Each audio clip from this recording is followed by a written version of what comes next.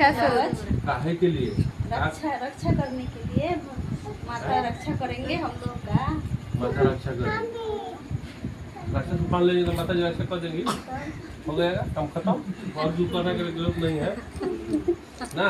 तो ये सब खर्चा पानी करने का रक्षा में मान लीजिए, खर्चा हो जाए। देखिए इसके बारे में जानिए, हर चीज़ के पीछे विज्ञान होता है। हमारा अध्यात्म जो है विज्ञान से जुड़ा हुआ, ठीक है ना। हमारे ऋषि जो है एक एक चीज़ को जो बनाए हैं, ऋषि मतलब रिसर्चर, उसी ऋषि सबसे रिसर्चर बना है, अनुसंधान करता जिसे वैज्ञानिक कहता है। कहने का मतलब हर चीज़। तो ये रक्षा सूत्र जो है ना, सूत्र का मतलब क्या होता है?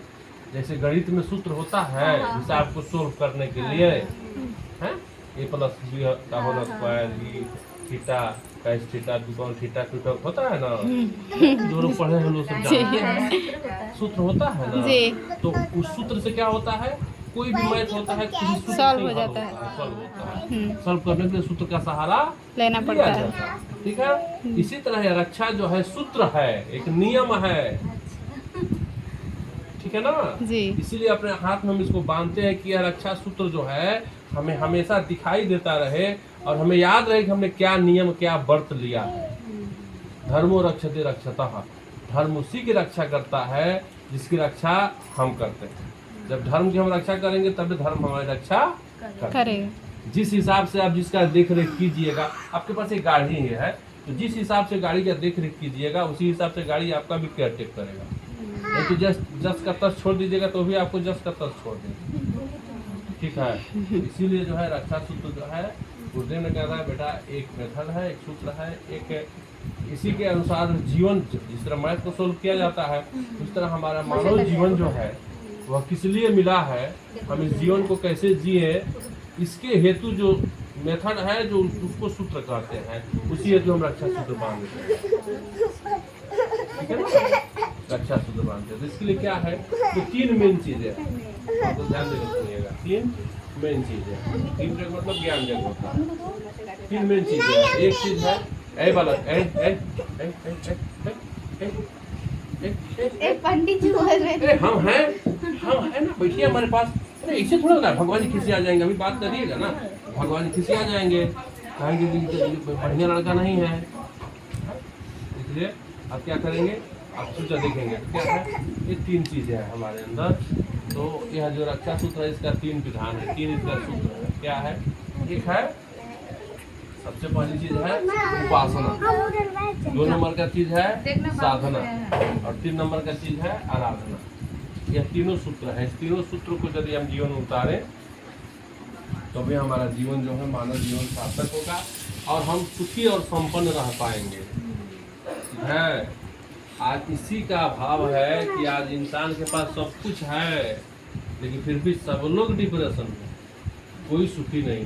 कहा गया है कि कोई तन दुखी, कोई मन दुखी, कोई धन बिन रहत उदास, थोड़े थोड़े सब दुखी सुखी राम के दास। सब कोई पूजा पाठ नहीं होता है, ठीक है ना, सब कोई दुखी है, हर कोई दुखी है। किसी के पास खाने के लिए नहीं है, किसी के पास इतना है कि खाने वाला नहीं है ना। सब कुछ है तो खाने के लिए बनना ही है, बीमारी हो जा रहा है, बीमारी हो जा रहा है। तो फिर वह धन हमारे किस काम का, सब कुछ है फिर भी टेंशन में डिप्रेशन में इंसान जी रहा है। इसलिए क्यों जी रहा है, जीने का ढंग नहीं है।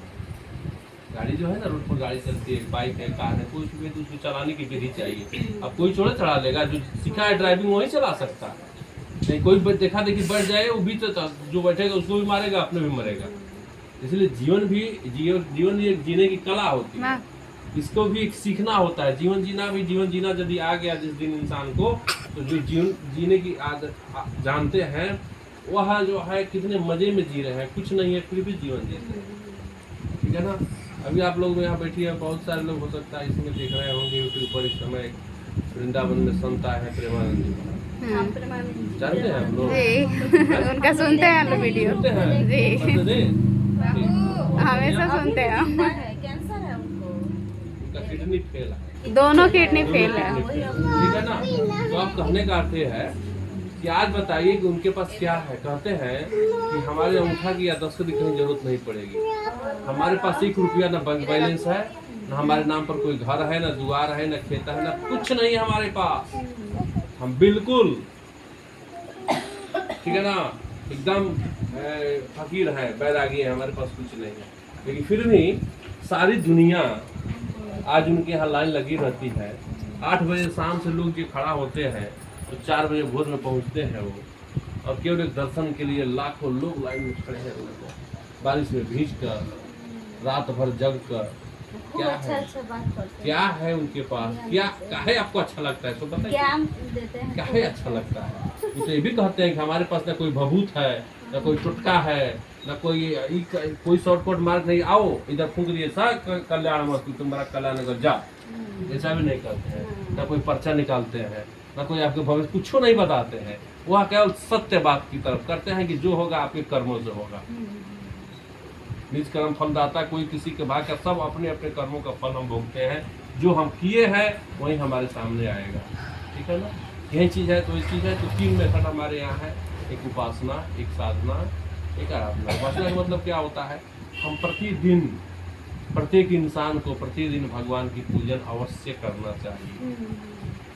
जिस तरह प्रतिदिन हम भोजन करते हैं, तो जो भोजन हमें दिए हैं, जो मालिक हमको जीवन दिए हैं, तो उनके लिए भी हमको कुछ आधार बनता है करने के लिए।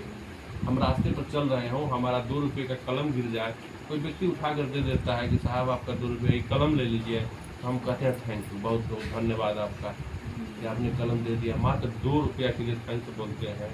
तो जो परमात्मा हमें इतना बड़ा जीवन दिया है कि बिजली आती है ना, इसका बिल भरना पड़ता है, और वहाँ से भी बिजली परमात्मा देते हैं। जो दिन रात चलता है, सुबह से लेकर शाम तक जो इतना बड़ा वाट का बॉल जलता है परमात्मा के यहाँ, उसका भी बिल लगता है। पानी का बिल देते हैं हम लोग ना, जी नहीं सरकारी जो पानी आता है उसका उसका बिल लगता है। तो हमें भी परमात्मा को जो पानी मिल रहा है ना, उसका भी बिल लगता है। अच्छा, हवा, कोरोना के समय में पता लगा था ना ऑक्सीजन के बारे में, कि ऑक्सीजन कितनी कीमती होती है। ऑक्सीजन को हम कितने लोग मर गए।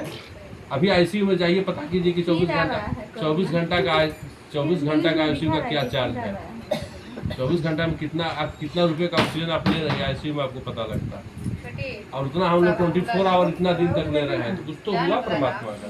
तो जो हमें इतना कुछ दे रहे हैं, हमें भी हमारा भी यह कर्तव्य बनता है कि हम उनको थैंक्स कहें, धन्यवाद। तो इसके लिए क्या करना है, इसके लिए वहीं करना है कि हमें कम से कम नहीं अधिक तो 5 से 10 मिनट प्रतिदिन परमात्मा के लिए समय निकाल कर, जैसे हम पूजा पाठ करते हैं, जरूर स्थान पर बैठना चाहिए। उनके पास भगवान के हर घर में पूजा स्थल होता है, वहाँ पर बैठिए, भगवान से प्रार्थना कीजिए।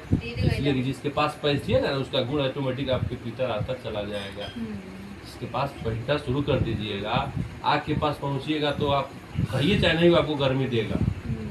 बर्फ के पास बैठिएगा तो ठंडा आपको देगा, कहिए चाहे मत कहिए। मन से बैठिए, जब मन से बैठिए, उसका स्वभाव है, जो उसके पास है वही आपको देगा। तो हमको क्या करना है, यदि हम भगवान के करीब रोज बैठते हैं, तो भगवान क्या है, दिव्य गुणों के सागर है, दिव्यता के भाव है, तो उनकी चीज हमें मिलेगी कि नहीं मिलेगी, तब तो हमारा जीवन सुधार होगा। इसीलिए प्रतिदिन क्या करना चाहिए, आप लोग पूजा करते हैं प्रतिदिन, पूजा का होता है सब लोग का प्रतिदिन करते हैं। आप लोग क्या करते हैं, नहा धो के पूजा पाठ गुरुदेव